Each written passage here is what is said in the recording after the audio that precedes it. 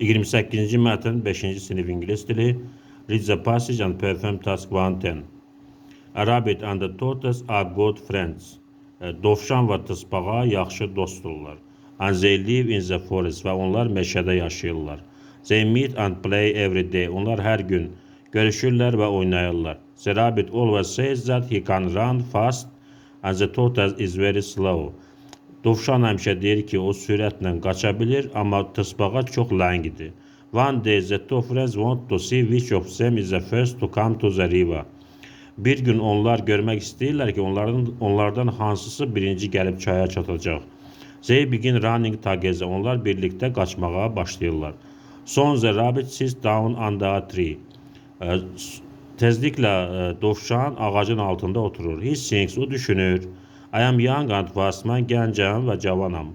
Gəncəm və sürətliyəm. He begins to sleep. O yatmağa başlayır. The tortoise sees the rabbit but he doesn't stop. Tısbağa dovşanı görür, lakin dayanmır. He is very hot but he continues to go to the river. O çox yorulub, lakin çaya getməyə davam edir. Çaya tərəf getməyə davam edir. After some time the rabbit wakes up. Biraz keçəndən sonra dovşan uyanır and begins running və qaçmağa başlayır. When he comes to the river, o çaya gəlib çatanda he sees the tortoise there. O tısbağanı orada görür. The tortoise wins. Tısbağa qalib gəlir.